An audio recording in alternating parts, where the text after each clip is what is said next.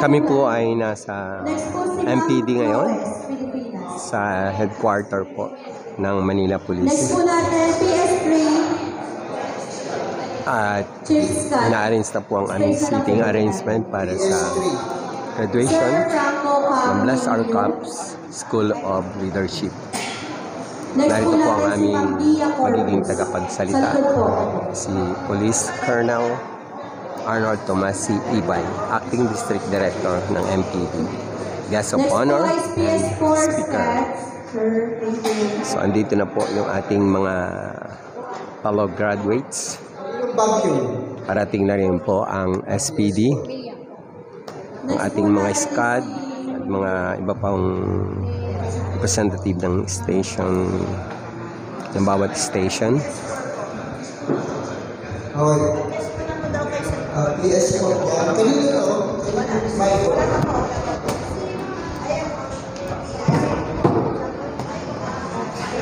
Magaganap na po. School of Leadership. Next po, si Ma'am Volaste. Professor Hermie. Next po, si Sir Francisco Flores.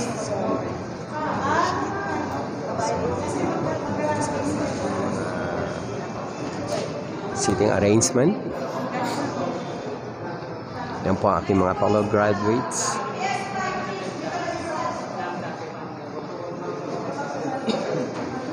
Yan po yung mga certificates namin. Busy po ang ating mga kapastoral. At dito po tayo sa Manila Police District. 33 po kami na nakagraduate sa School of Leadership ng Bless Our Cups. So ayan po, inaayos ng aming mga seating arrangement. At habang inaayos po, nagla-live po muna ako. Nagla-live po muna ako. To God be the glory for giving us this opportunity na makasama po sa Bless Our Cups School of Leadership. Mamaya po ay maupo ang ating mga panawin pandingal dyan po sa stage.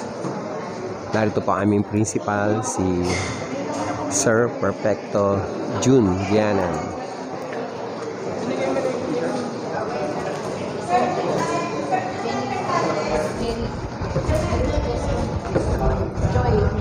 Yan po. Ma'am!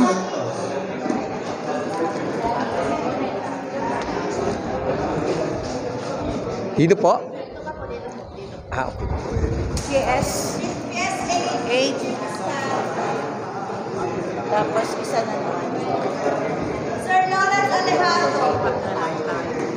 Magkakaroon po pala tayo. Sa Sir po. Lawrence.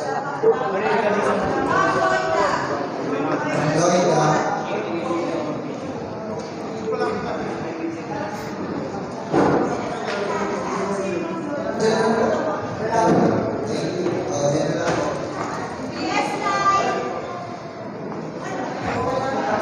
Excited po kami para sa graduation nito ng Bless Our Cups School of Leadership. Ating po magiging panawin pangdaga si Colonel Arnold Thomas C. Ibay. Si po ang acting director ng MPD, our guest of honor and speaker.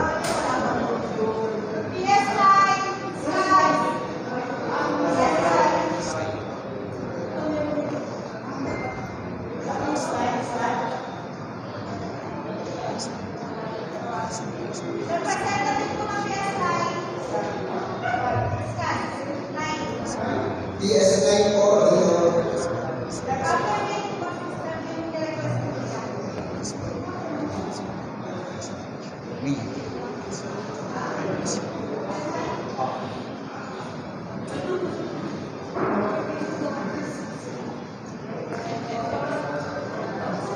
Mamaya po mapupuno na ng men in uniform ang ating venue dito. Signing out po muna. To God be the glory.